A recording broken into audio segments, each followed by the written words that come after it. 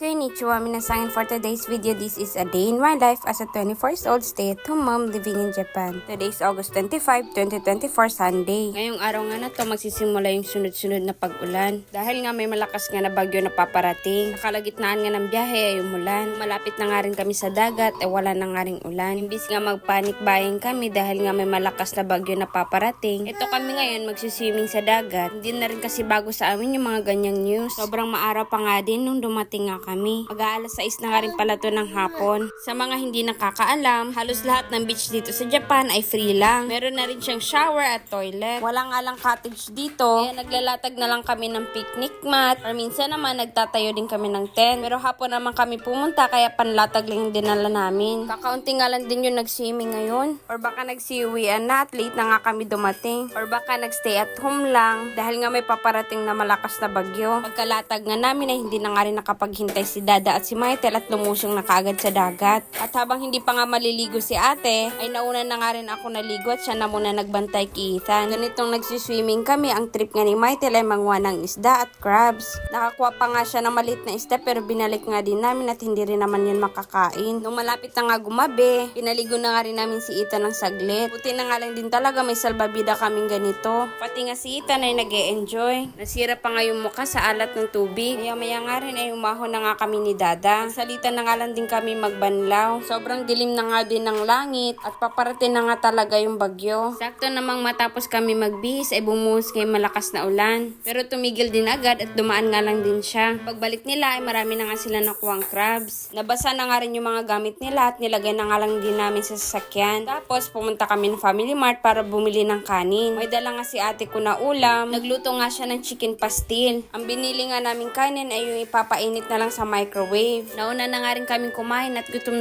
na nga rin ako. Ngayon nga, nangunguha pa yun sila ng crabs. Katapos namin kumain, sumunod nga kami sa kanila at wala na nga rin palang ulan. Nagtataka pa nga kami ni Dada kung ano yung malakas na ilaw dun sa dulo. Napuno na nga nila yung lagayan nila. Kaya nagubad na lang si ate para dun sa damit niya ilagay yung iba. Nung una nga sa batuhan sila kumukuha ng crabs. Dahil nga dumaan yung ulan ay naglabasan nga yung mga crabs. Kaya ngayon namumulot lang sila. Ang swerte nga ngayon at marami naglalabasan na blue crabs. Mas masarap kasi ito at mas malambot kesa dun sa isa. Sobrang lalaki pa nga ng mga blue crabs na nakukuha nila. 2 years ago nung gumalang rin kami dito after ng ulan. Imbis na mag-barbecue kami, namulot kami ng crabs. Ang dami din kasi naglabasan ng mga oras na yun. Nung uuwi na nga kami ay lumakas nga yung ulan. Ngayon nga ididiretso kami sa bahay nila ate. At dun nga lulutuin yung mga crabs. Nag-call a friend pa nga kami para nga tulungan kami sa pagluto. Mas masarap din kasi kainin pag fresh pa yung mga crabs. Tumulong na nga rin ako maglinis ng mga crabs at marami-rami nga itong lilinisin. Sa biyahe pa lang kanina ay nakatulog na nga tong si Ethan. Lapag ko na nga rin para nga makatulong nga ako sa kusina. Yung blue crabs, gata nga yung luto. Tapos yung iba, butter garlic nga yung luto. Si Ate Bernadette nga pala yung nagluto ng lahat ng to. Tumulong lang ako maghiwa ng mga kailangan niya. Sa lapag na nga lang din kami kumain lahat at hindi nga kami kasya sa lamesa. Nung malapit na nga ako matapos kumain ay nagising nga si Ethan. Kaya binilisan ko na kumain para nga makuha ko siya. Dahil ayaw niya na nga bumalik matulog kaya sinama ko na nga rin siya dito sa labas. Medyo late na nga rin pala sa mga oras na to. Nung matapos na nga kumain lahat, konting kwentuhan, at nag-uwian na nga rin kami. Don't forget to follow our page. That's for today's video. Thank you for watching. Matane!